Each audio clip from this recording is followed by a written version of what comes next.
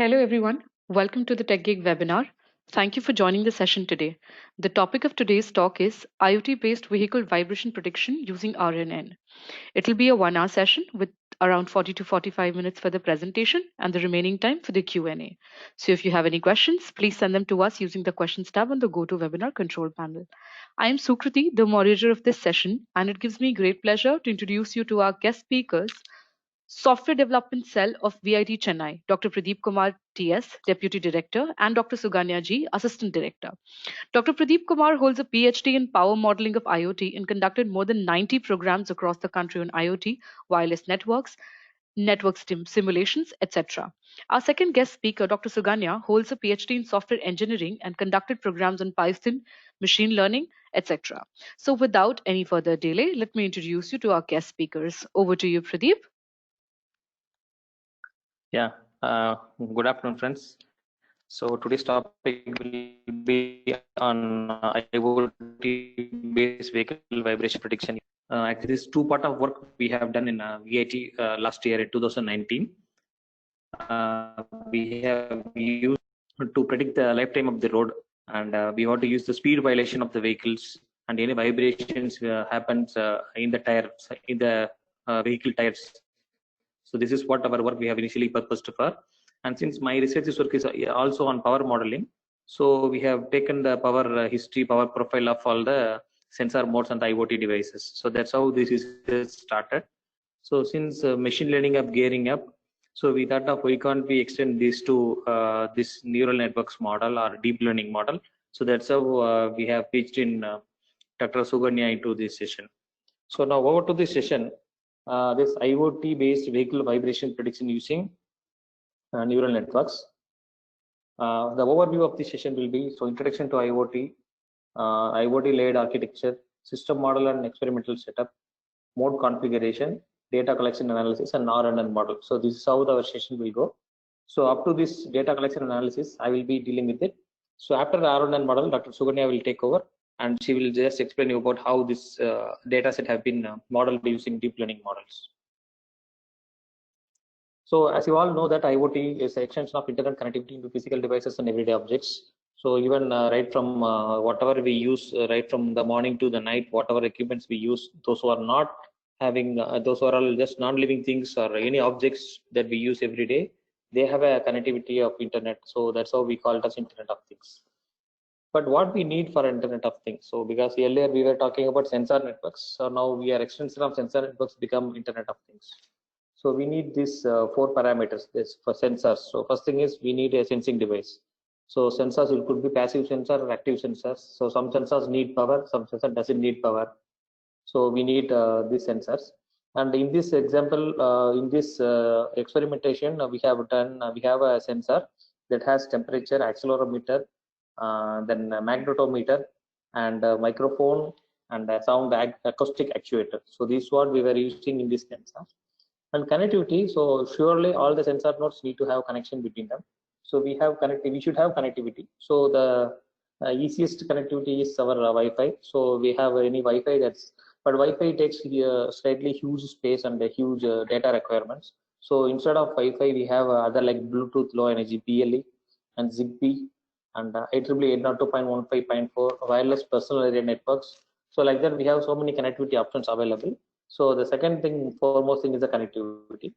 Third thing is the data processing. So data processing, when we deal with data processing, there are two types. One is online, another is offline data processing. So online data processing means as and when the actions or events happening, we try to process it. But in this experimentation, we do everything offline processing because the vehicles are moving. So we have collected the data for a particular day for 24 hours. At the end of 24 hours, we have collected the data and then we go for analysis using this particular model.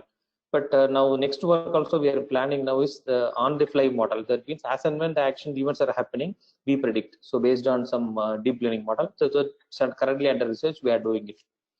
Finally, we should have a user interface. So gone are the days that user interface we only use browser based, but now we have browser based, mobile app based, and not only that, we have in the top application layer of the network we have Node.js, we have React.js, AngularJS. So there are so many scripting language also coming to picture now. So we have a lot of user interfaces now available, and there is a separate research area for these user interfaces. So provided all these things, we can able to get the hardware of this IoT devices ready. But what we need the most is this layered architecture. So we can see here, right from the bottommost layer is, so usually IoT have this wireless personal area network as a physical layer. So mainly 95% of the IoT networks across the globe, they have the physical layer of IEEE 802.15.4. So this is a wireless personal area network. So the branded name we call it as Zigbee protocol. So it's a branded one, but if it's non-branded thing, we call it as 802.15.4.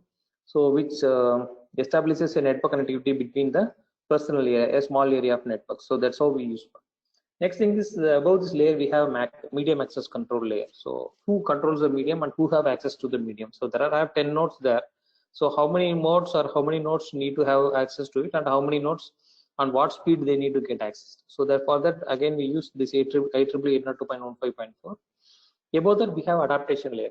So this adaptation layer is a very big topic. I already given a talk sometime back from 4 years back in same techie. I'll give the particular details also, so you can refer that for this complete 6-LoWPAN. And network layer. So in the network layer we have IP version 6 and ICMP version 6.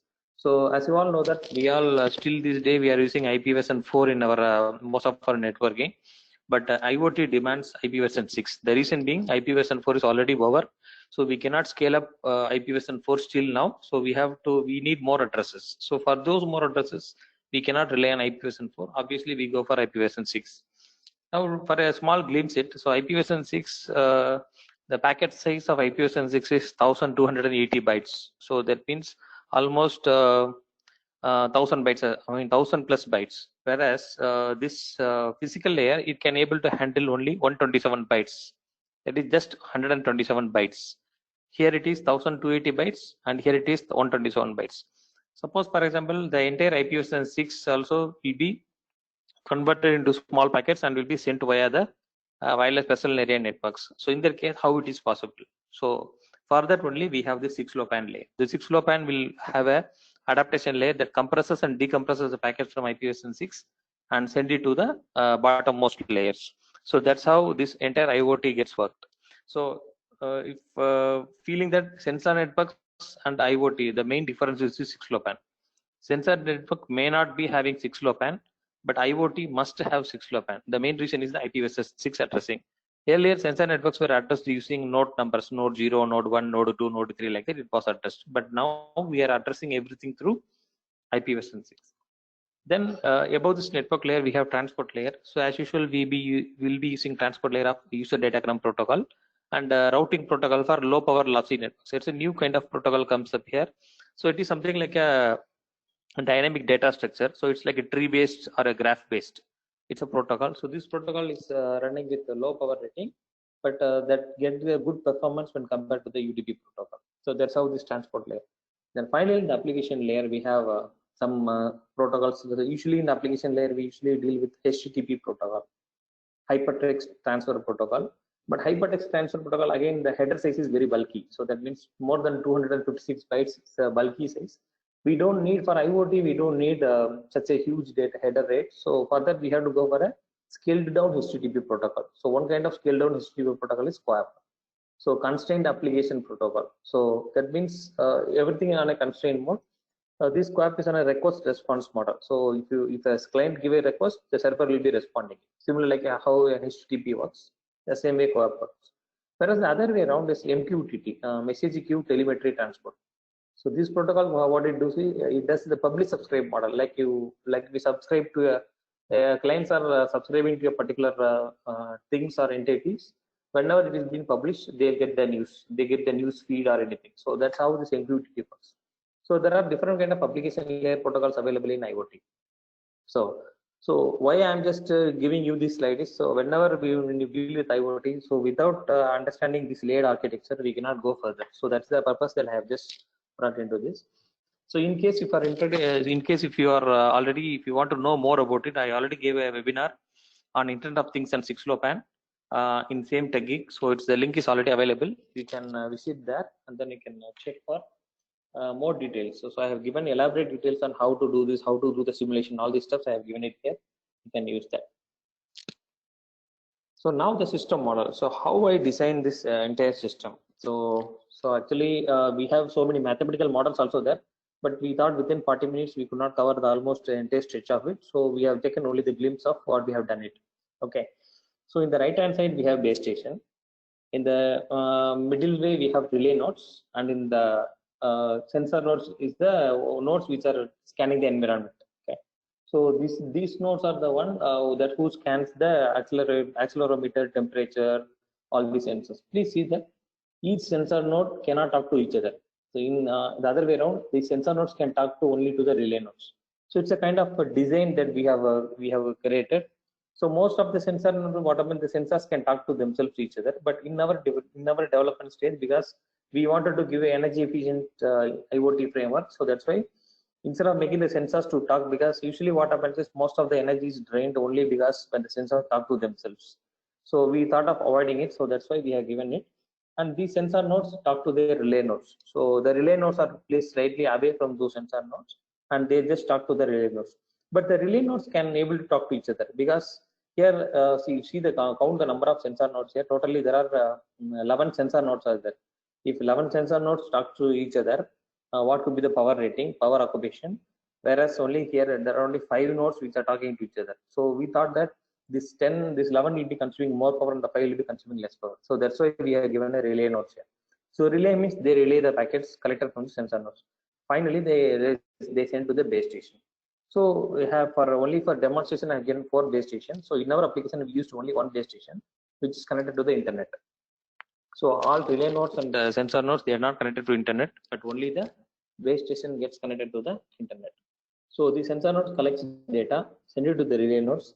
Relay nodes in turn, they just do the normalization, because more than one relay node will get the same data. So they normalize it and send it to the base station. So this is how our design works. Now that's what I have mentioned here. Sensor nodes can talk only to the relay nodes. Relay nodes can talk to other relay nodes and also to the base station nodes.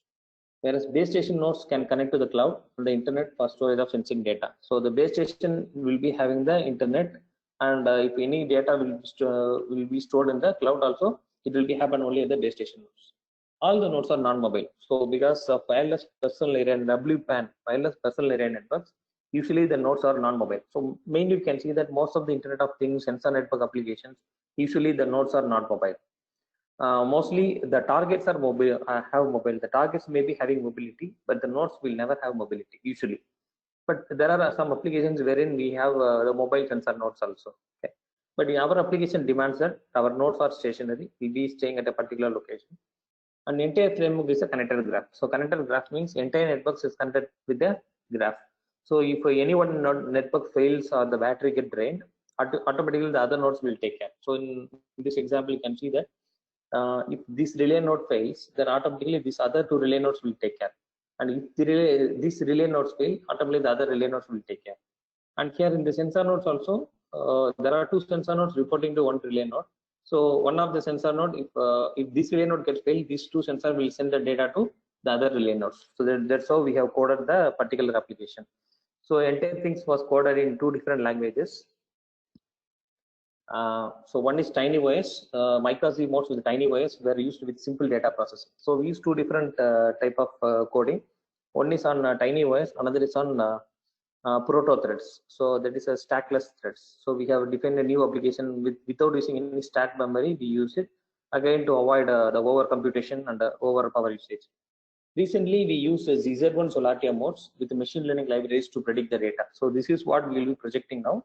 But the experimentation what we have shown will be shown for Mica-Z. But recently we use the Solaria modes here. So these are all miniature days. So even they are just half of the size of a credit card. These modes, the entire modes comes with the size of more than the half of the size of a credit card or debit card given in the country. So that's how these modes were used. And how the nodes were deployed. So the full power rating of the node is 1000 milliwatts. So completely, if the node is running to full load capacity, the rating is just only 1 watts. So we have used only a simple small 2 AA size battery, AA batteries. So you would have used these batteries in the remote control of your television or something. The same battery we were using it here, so that how we can optimize, or we can able to recharge, or we can able to replace the batteries once the energy is drained. Total number of sensor nodes we used 4. Relay nodes we used 2. So because so even a single sensor node was costing around more than 35,000 in INR. So we have procured only 4 sensor nodes, and among the 4 sensor nodes, 2 we have, apart from 4, we have given 2 relay nodes, and there was only 1 base station. I will show you the picture of it, how it was looking like. Mesh formation is 2 seconds for sensor nodes and relay nodes, whereas 1 minute for base station. So here, this is where we are just trying to see the optimization here. 2 seconds mesh formation means every 2 seconds the sensor can able to trace the environment. So every 2 seconds. So that means that every 2 seconds, whenever there's an event happening, the sensor records it. So since we have deployed 4 sensors, so even if one vehicle crosses, one vehicle or any two-wheeler or a four-wheeler or a truck or a car or a bus, if anything crosses, if whenever any of the sensor is on, they will try to get the data that the event will be triggered, and the sensor sends the data and report it to the relay nodes. So that's how we have programmed it. So all the 4 sensor, four sensor nodes were starting at a different timing. So all the 4 may not be starting at the same 0 time. So they have started at a different timing so that to avoid the conflicts. Whereas the base station is 1 minute. So 1 minute for the base station, because base station is always on, and it will be keep on servicing the other sensor nodes. So but further what we did is 1 minute for base station we have given. So that is to prolong the battery. So sometimes what happens is we can sit in the room and make the base station to run all the time by kind of plugging it to the USB port. But most of the time what happens, we will be carrying the base station near the application. So one example is we were in a state highway. So in the state highway we don't have any infrastructure there to make our nodes to stay. So what we did is we carry our own machine, we carry this laptop, we carry this gateway node, and we sat there. So in that case, we wanted to give 1 minute for base station to have the prolonged battery level. Now this is how our modes looks like. So this is the Mica C mode. So maybe in future we'll be giving the Zolatia modes also, how we program the Zolatia modes. Already we have done the programming, we just to test it. Now here this is the base station. So you can see the base station, it has a USB port. So this can be connected to any laptop or any desktop machine, and this will collect data from it. So this have a range of 900 meters, the line of sight. So that means even the sensors can be placed almost more than half kilometer away from it. Still it can able to get the signal, but only thing is it should be in the line of sight. And this is the radio board. So the radio board is on 802.15.4. So that means that the Zigbee radio board, so this is radio board, and behind this radio board we have the battery, the 2 WXS battery can be placed over here. And this is the sensor board. So the onboard sensor with the 5 sensors. So we have light, temperature, acoustic actuators, seismic vibrators. So seismic is nothing but accelerometers, double axis accelerometer, x axis and the y axis. And we have magnetometer. So magnetometer is for magnetic anomaly detection. So again, that also this sensor board has. So what we usually do is we can see the white strip here. So this white strip is patched with this white strip, so that the sensor data can be recorded or sent via this radio. So this radio is 802.15.4. So we don't need to have any Wi-Fi for transmitting the data. That will be taken care by this base station, because base station is already connected to a laptop or a desktop. So that's why this will be connected to the base station, and these two will be transmitting the data. The range is 150 meters line of sight. So they are in 150 meters. So that means without line of sight, they will be around 50 meters or just only 100 meters. So that's what we have used these modes. So these modes, actually the relay nodes also part of the same modes, but only thing is we have done the separate programming for relay nodes, and we have done the separate programming for the sensor nodes, because the design of sensor node is they should not communicate to themselves. They have to communicate only to the relay nodes. So for the relay nodes, we call it them as parent nodes. Then next thing is, so this is how the setup we have done it. So we have recorded a video also. So maybe the video size is very huge, that's why I could not show it here. So what we did is these 2 modes are placed over here, and the other side of the road we have placed 2 different sensors. So 2 different sensors, and near there's a bus stop there. So near the bus stop we are waiting with the gateway node. So initially we placed these 2 sensors on the floor, on the ground, but we could not get the vibration. So that's why what we did is we used a carton box there. Above the carton box, we have just placed these 2 sensors. So whenever any two-wheeler also, when it goes near, we have more vibration. When it goes far away, we have less vibrations. And sometime in a four-wheeler goes, we have a different kind of vibration. When a car goes, we have a different vibration. So like that, we have counted so many vibrations based on the accelerometer reading. So usually the accelerometer captures the x-axis and the y-axis violation. So x-axis means how the vibration in the x-axis happens. Y-axis means how the sensor node jumps. That's the y-axis. That's how we got it. So we got very good readings there, and we were collecting this in the month of April last year, and in a hot sun we were doing it mainly for around 8 to 9 hours. The working time we have taken, and on various days we have collected data on a Saturday, on a Sunday, on a weekday, and during the evenings and during the mornings, the peak time, off peak time.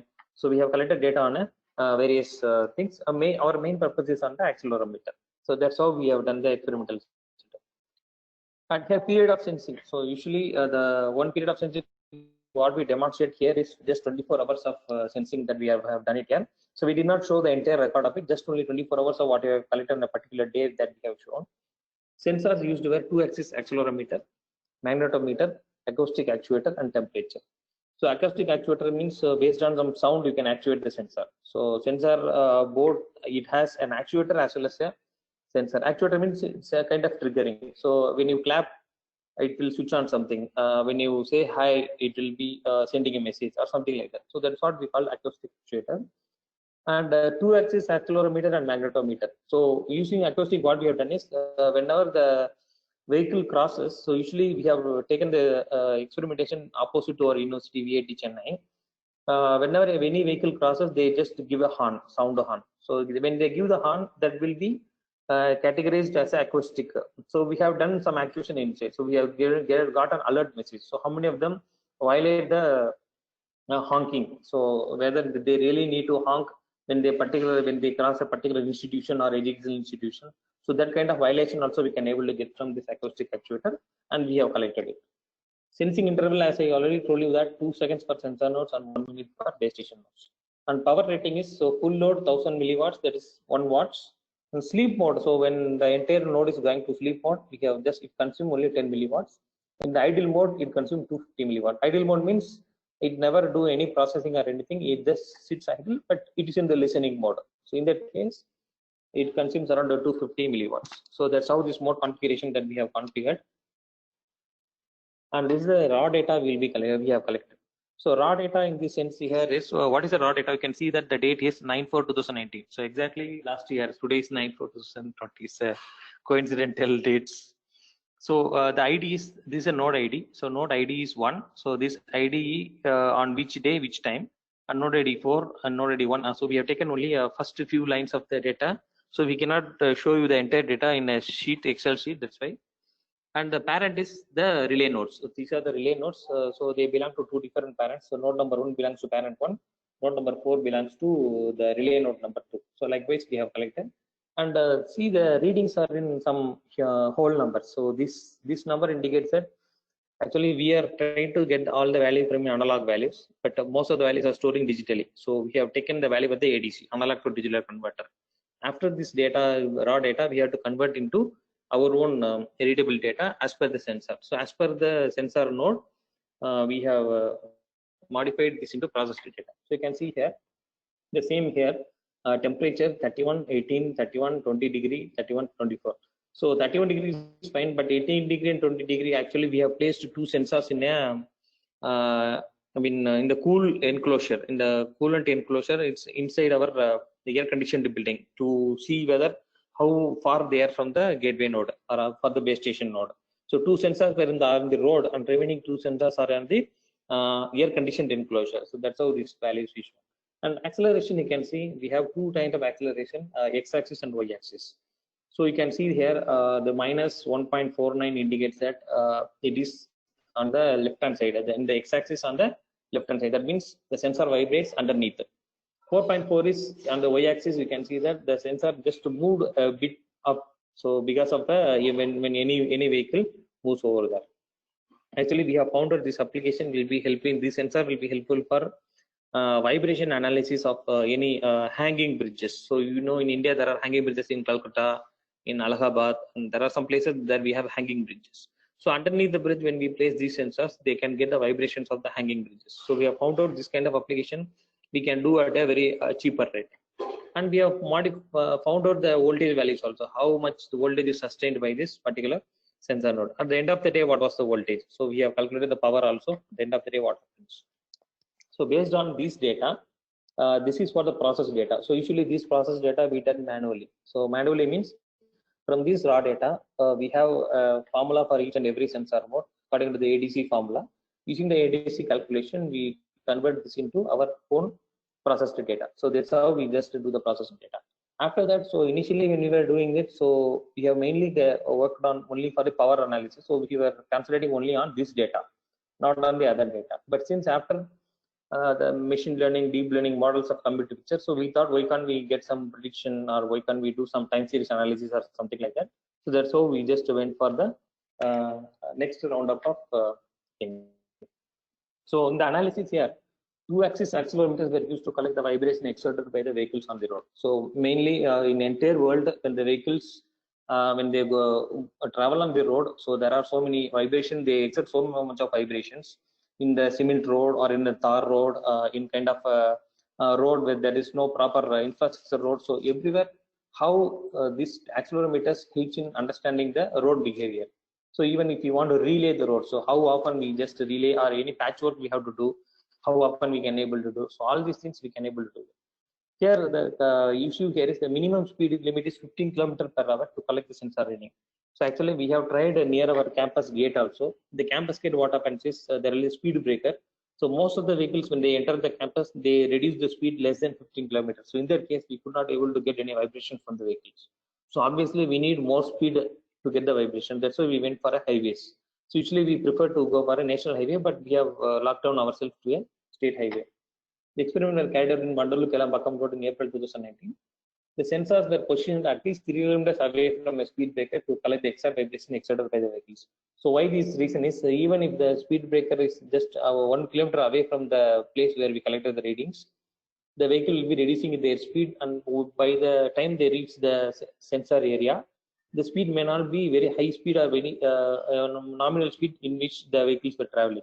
So that's why what we felt is we have to fix the sensor in such a way that the nearest speed breaker is just at least 3 kilometers away from the placement of the sensor. So that's how we have done it. But even if 1 kilometer, if less than 1 kilometer there is any speed breaker, the vehicles will be reduced the speed while they encounter a speed breaker. After that, the speed will be very nominal. So we could not able to find out what was the real actual speed the drivers were driving the vehicles. So that's how we have used the 3 kilometers. So the source code were written in NESC language. So that's how we use NESC, Network Embedded System C programming language, for real deployment, and proto simulation. So we have done the simulation also here. So the simulation is again we use Contiki OS, Contiki operating system. We have done the complete simulation. We have done the coding in proto threading. So this again C programming with the proto threading. That's what we did it. The data that are recorded were stored in PostgreSQL. So the entire database was stored in the PostgreSQL. That's an open source database. The sensitive data values were taken directly from the unlocked to digital converter. So as I already pointed out that we got only the raw values. It is at the reading at the ADC. So after that we processed it to our record. So now what kind of sample use cases that we can do with the collected data? So condition of the road, some sample cases we can use condition of the road, life of the road for relaying. So if it is let's say for example 3 years over, now the vibration is more, in that case then we can think of to relay the road. We can give to the municipality or the corporation that how often the road can be relayed. So this is not only suitable for the Indian roads, it could be suitable for the manufacturing sectors also, because they run roads inside their campuses or inside their units. So there also we can have these kind of vibrations. And speed violation. So speed violation, mostly people they use some kind of handheld devices. The police, traffic police will be using handheld devices for speed violation. But this will be a good mechanism wherein they can able to find out what really is the reason behind the speed violation. See, sometimes what happens is because of some unbraking, braking or brake issues or any breakdown, the speed violation might be there. So we can able to find out very easily with the help of the sensor data. Okay, so that's how my part of this IoT experimentation, all this stuff is done. So now I just give this to my colleague, Dr. G. Sukanya, for handling the RNN models. Over to Sukanya.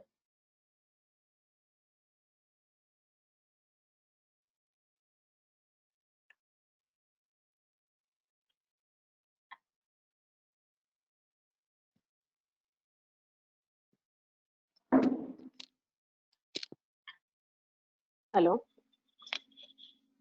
Thank you, Pradeep, and hope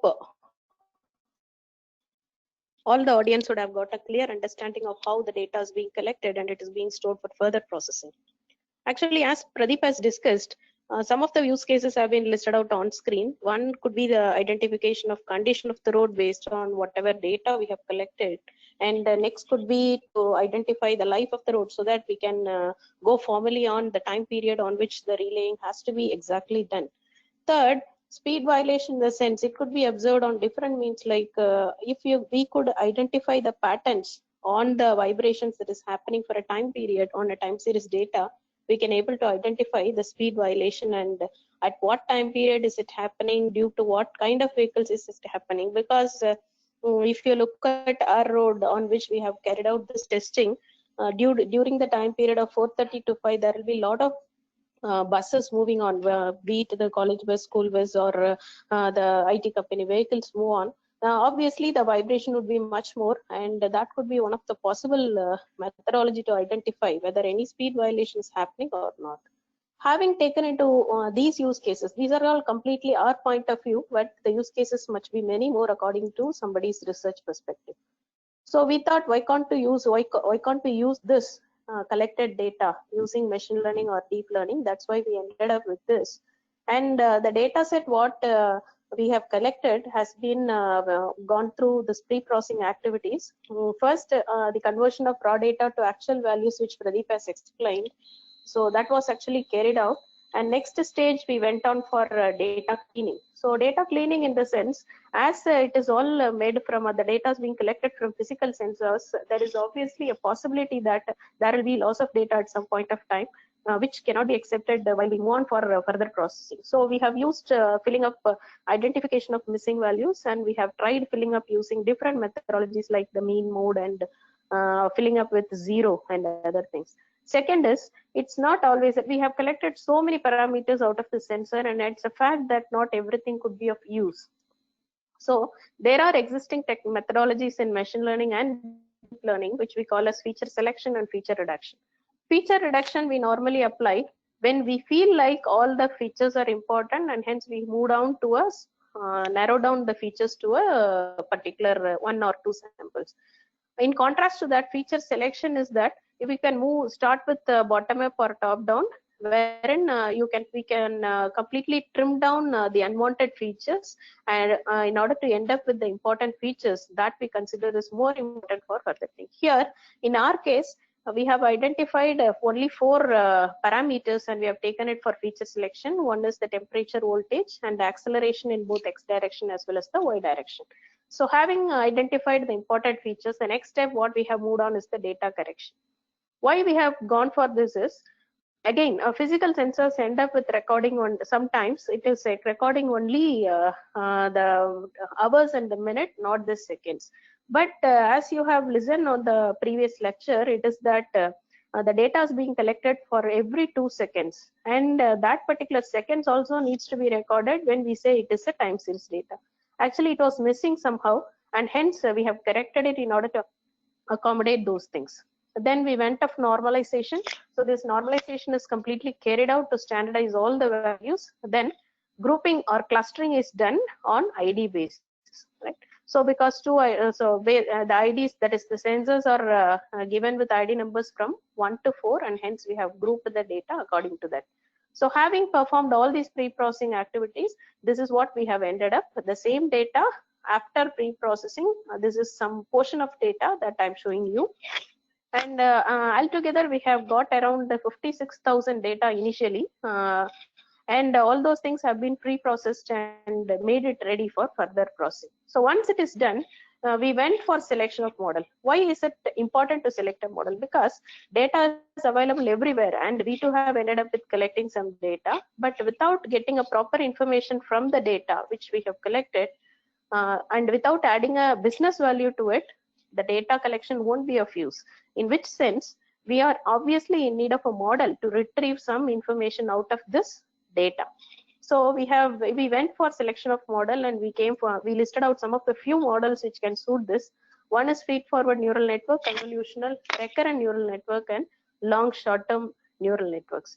And with that, convolutional neural network have been striped off because it was convenient enough for computer vision, and we came for we went for a complete mapping between the feed forward and the recurrent neural network, and we ended up with this kind of comparison. So feed forward, if we look at, the inputs are given to the hidden layer. We can have any number of hidden layers in which the output of one hidden layer is always given as an input to another hidden layer, and from that hidden layer it will move on till the output, and the output doesn't have any kind of correlation with the input. That is, if we feel like the outputs are not pretty good and we ended up with loss of accuracy, we'll backtrack and we will back propagate, adjusting the weights from output layer till your input layer. That is what is actually happening in feed forward. So it is acyclic in the sense that only forward flow is allowed, and using the research that we have seen, we could able to identify that this feed forward neural network is completely useful for classification or regression, since it doesn't have any memory and we don't have any way of identifying what the path that we have crossed on, because always the output is depending on the previous hidden layer. So we went for researching about or learning about the recurrent neural network, wherein the problem of completely hiding the output from the input has been striped off by sending a feedback to the same node itself. So here what happens, actually the node will compute an output. Taking an input, the node will try to compute an output at a particular point t, which is again given as a feedback to the same node while moving on to the time t+1. And hence, because in most of the cases, if you look at the output at time period t+1 is always dependent on the output as t+t. So you could see a lot of examples in for this recurrent neural network. For example, the language statement processing. That is, you can start creating any number of statements depending on yours. In the same way, what we did is we are able to map this recurrent neural network with whatever we have seen on the data. Our data is also time series data, and the vibration details that is there available on a particular time period mostly depends on the previous time period. Let's say the vibration on 5 p.m. at a particular day depends on the previous time period. So, and hence we came to understand that recurrent neural network would be the possible right choice for our model. And I have given a simple example. This I think people would know. Loss function, that is this z is equal to is what is the function that will be carried out in the nodes, neurons. So actually the input xi will be multiplied with the weight wi, which talks about the impact, and all those such nodes will be summed up, and b talks about the bias of the entire system. So this is the formula that will be, this is the operation that will be computed at each and every node, and the value of z is the output of the neuron, which will be passed to an activation function. So actually in all the neural network, in the activation function that is used on a particular hidden nodes could be anything, be like sigmoidal and then hyperbolic tangent function, or nowadays rectified linear unit ReLU is being used, and different kinds of variation of ReLU like leaky ReLU is being used. And for calculating the loss or the error, we used root mean square error function, whereas e is equal to square root of their computation, the actual minus the predicted, the whole square. So that is what is the loss function. It is also used in RNN. So this is what RNN, after unfolding the RNN, this is what it means to. So here the concept is that the weights are not different among different cells, rather it is the same among that. So that is the biggest advantage of RNN. So back propagation becomes very easier in case of this RNN. So at time x0, your input will be taken and it will be fed to the corresponding node. There the computation is happening, and it gives you an output called h0, which is given as an input along with the input x1 for the next time period. That's how it move on till the last time period. So adjusting the inputs on a time series basis. And this is the structure of an RNN actually, wherein when we expand a particular node at time period, ht is the output of the node at the particular time period, xt is its input. It takes input from its previous node also, which is ht minus 1. Internally, it applies hyperbolic tangential activation function, which will return a value between -1 to 1, which is more convenient for us to get to reach things. So the biggest problem with RNN is that what we found is it in many researchers have talked about it. It is exposed to vanishing gradient and exploding gradient, meaning that when the weights, say if you reach the last time period of propagating the output, and if the weights are too small, when you want to back propagate the result, you won't have any change in weights, and hence you will end up with a problem. Similarly, if the weights are too large also, there will be much more variation on your previous time period, which is a biggest problem in RNN.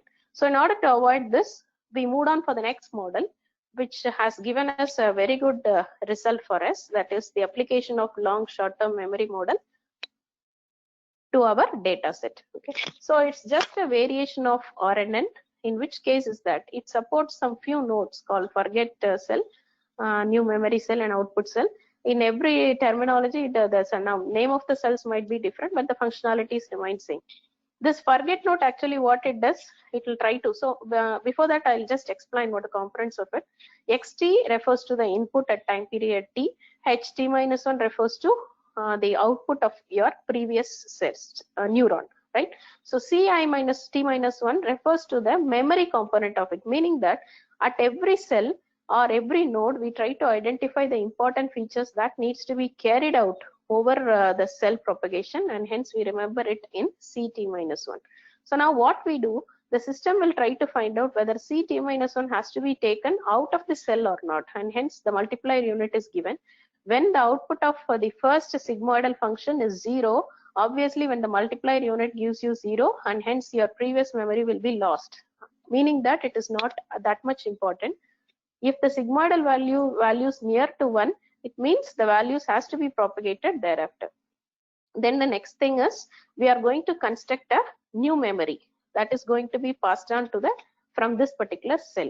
Okay, so that is being taken on using a addition summation cell, wherein this memory which is carried over from the forget cell and this new computation unit has been given, and the summation of that, the previous memory and the new memory will be taken up, and it will be given as a memory output to the next unit. Similarly, the output is being computed. So this is the defined architecture of LSTM, and this is how we have created an LSTM nodes. Okay, so this LSTM node takes two parameters actually three, but by syntax it is 3. So the number of hidden nodes that we want to have on a layer, actually we tried with 25, 50, 100, 150 and so on. So, and the input shape, that is, it takes 2 parameters. One is the timestamp. Timestamp refers to the time period on which we are in need of the next output. Let's say I might have taken, we might have taken the data from the sensors in 2 seconds time period, but it's not always the fact that we are in need in 2 time periods as the output. I might be in need of 1 minute. So accordingly, I can calculate the timestamp. And the input dimension is the number of inputs that we want to pass on to the model. Actually, having passed this, an LSTM model will get trained, and when we are using Keras, batch size will always be taken care of by it, so we don't need to bother about it. And we have implemented this in Jupyter Notebook using Pandas, NumPy, sklearn, and PyPlot for plotting the graph. TensorFlow and Keras are used mainly for implementing this LSTM. And the optimizer, what we have used is Adam, but so many are available. We can use this optimizer. Function of the optimizer is to state what is the learning rate. Learning rate is more important. It is as usual like your multilayer perceptron or other neural nets. So it states on what proportion the weights has to be altered. Okay. Similarly, other parameters are part of this optimizer. So stochastic gradient descent is there, ADA, delta, grad, a lot of optimizers depending on however we want we can use. The loss is calculated using root mean square error function. In our case, we have calculated using that because we feel like that is the most appropriate error function that we could. Rest of the things I have given. And since MSE is the lossy calculation that we have used, I have used metric accuracy as my metric. Accordingly, depending on what we are trying to find out, we can use. And a sample of what we have tried and what is the output we have given. We have run around 100 epochs on the data set, and this is the result of training as well as testing. finally after near to 40 above itself, there is a loss gets reduced and it becomes standardized, and we ended up with a good model. And we found root mean square error, and which we end up in 1.7, which we feel like is the most efficient methodology. Okay, so this is purely our heuristic approach of what we could find out using that. So after having found out these set of data, we went on finding out the life of the road using the statistical computation that is available. That is one way that we have ended up with a business value for what we have collected. Okay, rest is all on your research perspective and research side. Okay, so if you have any queries on that, it might be addressed to T.S. Pradeep Kumar or myself, Suganya ji. Hope all you are safe and at home. Thank you. Thank you so much, Dr. Pradeep and Dr. Suganya, for this empowering session today. There are so many questions for you. They're displaying in the questions panel. I would request you both to have a look at it and respond. Okay. So there is a question from Nityanandam that what is the minimum configuration for base station? So base station, actually the base station what we are using is just only 64 kilobytes of RAM. So it's and a strong ARM processor. ARM processor, we have a model called strong ARM, just 133 megahertz processing power. So that is a base station minimum configuration. So it's not minimum, so because base station will be keep on most of the time it will be running. So you can give the power alone through USB. So in that case, you can handle it. And what is the purpose of having relay nodes communicating within relay nodes? So actually the main purpose is to minimize the total network power, because in IoT networks, if the first node dies, that will be the end of the network. So what we have planned is instead of making the sensor node because sensor node as per the framework I showed only 11 nodes, but for an application if you deploy 100 nodes, even if one node talks to each other, it takes 1 milliwatts. Then you just think about 100 nodes will be 100 milliwatts. So it will be a very huge power rating and the battery will be draining very fast. So only for this purpose we use the relay nodes. So even for these 100 nodes we can have only 5 relay nodes. So that's how these relay nodes, that's why we make it communicating with the other relay nodes. Okay. Then do you poll for live dead node sensors? What is the duration?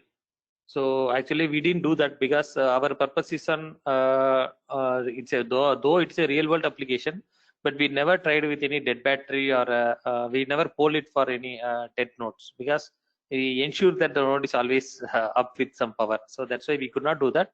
But anyway, it's a good question. So maybe in our future work we will be including this.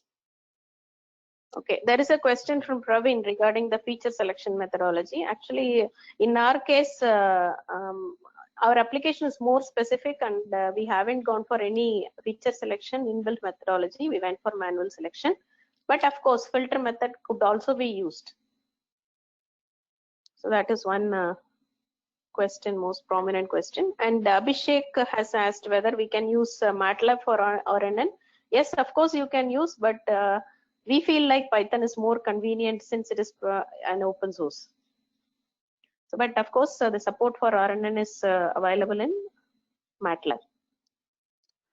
Okay, so there is one question. Why didn't you use GSM or LTE module in data link? Okay, so it's a very valid question. But actually what happens is, since we have tested this network near opposite to our campus, it's on a state highway. So we don't need any new network to transmit our data.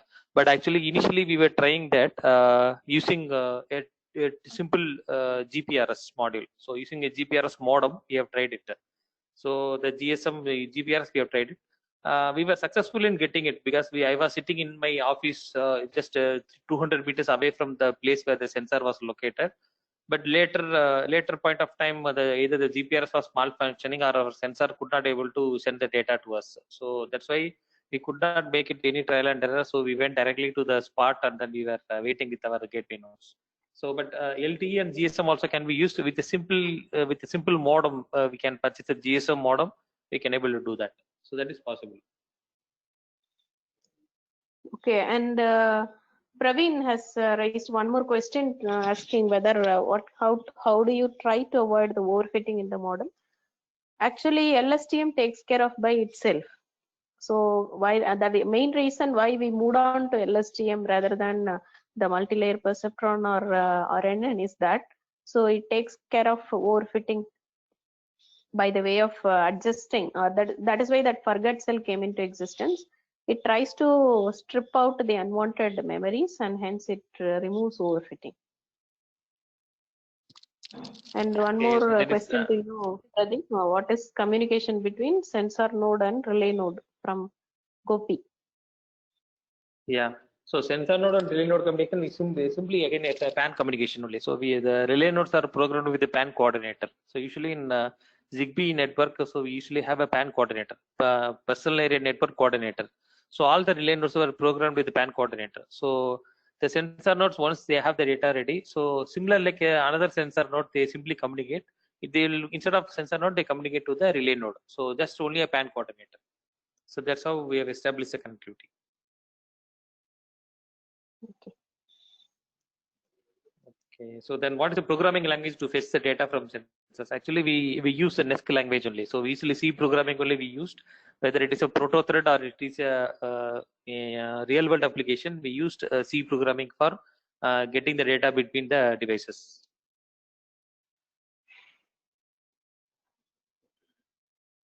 And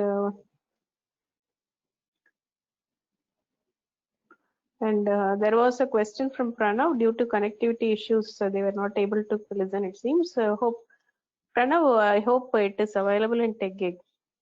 Am I right, Sukriti? Yes, the recorded So it session will be, Dr. Sukanya, the recorded session will be available post this webinar. But I have already shared the link of the previous webinar that was taken by Dr. Pradeep earlier. So there might be some problem that might be occurring from the user end, right? yeah. Yeah. That's what people have. Okay. I hope we have answered the questions most probably. And there's one final question answered by Abhishek Bhattacharya. Like what kind of data will be noted when by relay when any vehicle passes from the relay? See, usually the PAN coordinator they usually don't sense. So actually PAN coordinator they don't have any sensor board with it. They have only a radio board. So that being said, they don't sense. So even if any vehicle pass through the relay nodes, so they do not sense because they don't have any sensing board within them. Instead, they have only the radio board. So that is one method to minimize the power there for the relay nodes. So relay nodes, they do not sense. They just only use a radio. So they just only transmit a transmitter and a receiver. So they don't sense.